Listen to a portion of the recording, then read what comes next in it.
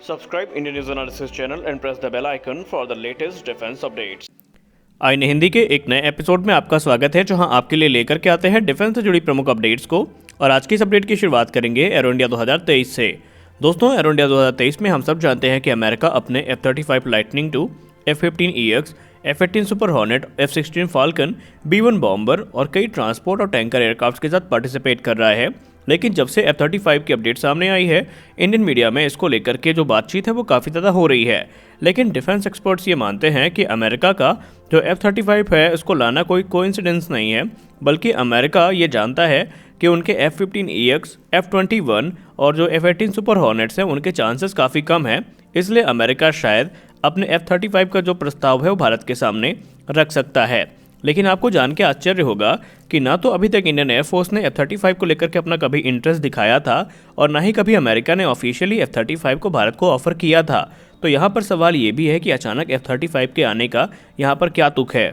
Defence experts ये मानते हैं कि अमेरिका ये जानते हुए भी कि उनके F-15EX के जीतने के चांसेस काफ़ी कम है, शायद भारत को F-35 का ऑफर कर भी सकता है और ये भी प्रयास कर सकता है कि भारत राफेल, जिसको एक प्रबल दावेदार माना जा रहा है, उसको छोड़ के F-35 को कंसीडर करे।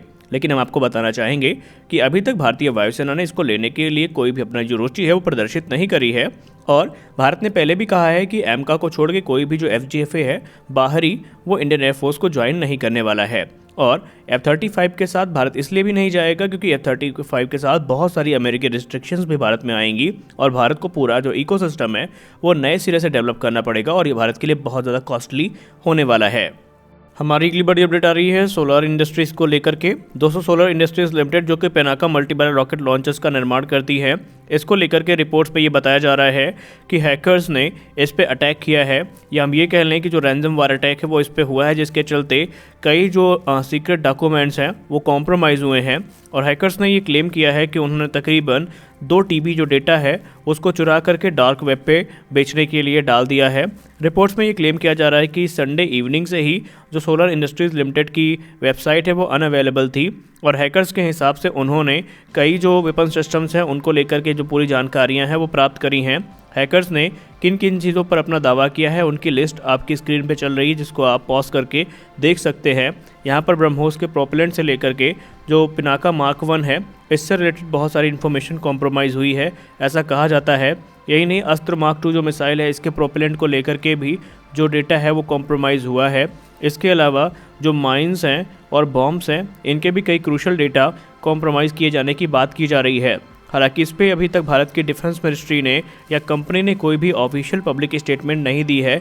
ये क्लेम सिर्फ हैकर्स के द्वारा ही किए गए हैं। देखते हैं कि आगे चल के जो भारत सरकार है इस पर क्या जो अपना स्टेटमेंट है वो जारी करती है, क्योंकि अगर ऐसा हुआ है तो ये बहुत बड़ी सिक्योरिटी ब्रीच है हैकर्स के द्वारा जो कि इंडियन डिफेंस इंडस्ट्री में करी गई है।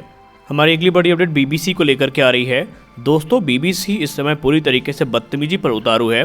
पहले भारत के खिलाफ जो फेक प्रोपेगेंडा है उसको फैलाने का प्रयास BBC के द्वारा किया गया और आपने देखा होगा अभी हाल ही में BBC काफ़ी जो एंटी इंडिया एक्टिविटीज़ हैं उनका सपोर्ट करती भी दिखाई पड़ी है। लेकिन आज BBC के द्वारा जो नई बदतमीजी सामने आई है उसने सबको काफ़ी ज़्यादा गुस्सा दिला दिया है। दरअसल BBC की वेबसाइट पे भारत का जो मैप दिखाया गया है उसमें कश्मीर को ही गायब कर दिया गया है। यानी BBC ने भारत के मैप से कश्मीर को हटा दिया है और कश्मीर को पाकिस्तान का अंग दिखाने की कोशिश करी गई है। आपको बताना चाहेंगे कि इस समय BBC को लेकर के जो विरोध प्रदर्शन है वो काफ़ी ज़्यादा चल रहा है और जो हमारे एक्सपर्ट्स हैं या हमारे देश की जनता है वो भी इसको लेकर के काफ़ी ज़्यादा आक्रोशित है और BBC को बैन करने की जो मांग है वो की जा रही है। और कहा जा रहा है कि जो संस्था देश का सम्मान नहीं कर सकती, देश के मैप को सही से दिखा नहीं सकती और देश के खिलाफ जहर उगलने का काम कर रही है, उसका बैन होना ही ठीक है। आपकी इसको लेकर के क्या राय है कमेंट सेक्शन में ज़रूर बताएं। हमारी अगली बड़ी अपडेट भारतीय वायुसेना और फ्रांस की नौसेना के बीच में हुई एक एक्सरसाइज को लेकर के है। दोस्तों, हम सब जानते हैं कि फ्रांस का जो कैरियर स्ट्राइक ग्रुप है जिसमें चार्ल्स डी गॉले एयरक्राफ्ट कैरियर शामिल है वो भारत में है और इसी दौरान भारतीय वायुसेना के फाइटर जेट्स ने फ्रांस की नौसेना के राफेल एम के साथ एक बड़ी बायलैटरल एक्सरसाइज में हिस्सा लिया है। रिपोर्ट्स में बताया जा रहा है कि इंडियन एयरफोर्स के फाइटर जेट्स ने जो फ्रांस के एयरक्राफ्ट कैरियर से राफेल एम है उनके साथ एक्सरसाइज में हिस्सा लिया है। भारत की तरफ से सुखोई 30 MKI, एवैक्स, IL-78 जैसे एयरक्राफ्ट शामिल थे जो कि टैंकर एयरक्राफ्ट हैं वहीं फ्रांस की तरफ से राफेल एम और E2 हॉकआई जैसे जो एयरक्राफ्ट हैं वो पार्टिसिपेट कर रहे थे।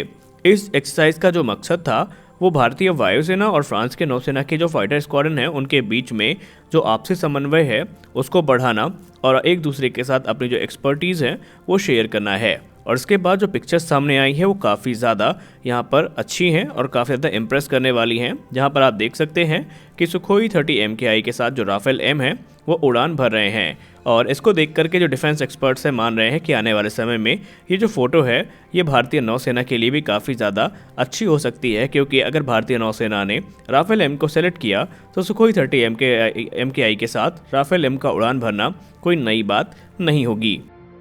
जैसा कि हम सब जानते हैं कि भारत की जो सबसोनिक क्रूज मिसाइल निर्भय है इसमें कुछ दिक्कतें हैं जिसको रेक्टिफाई करने का प्रयास किया जा रहा है। और अब बताया जा रहा है कि इस वर्ष के अंत तक एक जो नई सबसोनिक मिसाइल है उसका टेस्ट भी किया जा सकता है DRDO के द्वारा, और वो होगी long range land attack cruise missile, जिसे हम LRLACM के नाम से जानेंगे। ये प्रोग्राम DRDO का ही है और इसकी रेंज 1000 किलोमीटर के आसपास होने वाली है। और इसके लिए जो अलग अलग हार्डवेयर और इक्विपमेंट्स हैं इन्हें डिफरेंट लैब्स के द्वारा बनाया गया है, और जो टेक्निकल इश्यूज निर्भय प्रोग्राम के लिए दिक्कत साबित हो रहे थे उनके अध्ययन के आधार पे इसे काफ़ी इम्प्रूव भी किया गया है। LRLACM की बात करें तो इस समय ये अंडर डेवलपमेंट है और इस समय जो एक नेवी की टीम है वो उसको मॉनिटर भी कर रही है।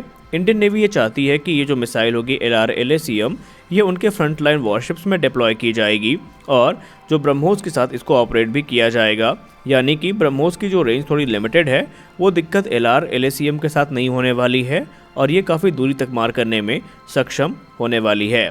तो आने वाले समय में इसके भी टेस्ट हमें देखने को मिल सकते हैं। हमारी अगली बड़ी अपडेट आ रही है very short range air defence system को लेकर के। दोस्तों, man portable air defence system का क्या महत्व है ये हम सब ने रशिया और यूक्रेन युद्ध में देखा। इनफैक्ट भारतीय सेना भी इससे काफ़ी कुछ सीख ले चुकी है, क्योंकि ये जो man portable air defence systems हैं इन्होंने न सिर्फ जो अनमैन एयर व्हीकल्स हैं इनको अपना निशाना बनाया है, बल्कि बड़ी संख्या में जो हेलीकॉप्टर्स हैं, सबसोनिक क्रूज मिसाइल्स हैं और मैन फाइटर जेट्स हैं उनको भी काफ़ी ज़्यादा नुकसान पहुंचाया है। और आपको याद होगा डिफेंस एक्विजिशन काउंसिल के द्वारा हाल ही में जो man portable air defence system है इसको मंजूरी भी दी गई है, जिसका निर्माण defence research and development organisation के द्वारा किया जा रहा है। और इस समय इंडियन आर्मी इसे जल्द से जल्द डिप्लॉय करने का प्रयास कर रही है, ताकि ये इंडियन आर्मी का जो लेयर एयर डिफेंस सिस्टम है उसमें एक अहम भूमिका अदा कर सके।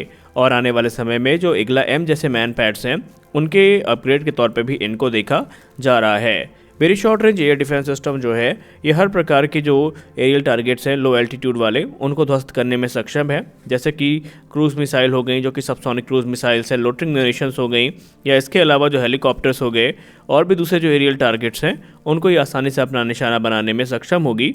और एक बड़ा जो ऑर्डर है इंडियन आर्मी के द्वारा इनको लेकर के दिया जा सकता है, यानी इंडियन आर्मी जो very short range air defence system है उसका क्या महत्व है उसे अच्छे से समझ चुकी है, और एक बड़ी संख्या में ये जो very short range air defence system है ये आर्मी के द्वारा इंडक्ट किए जाएंगे।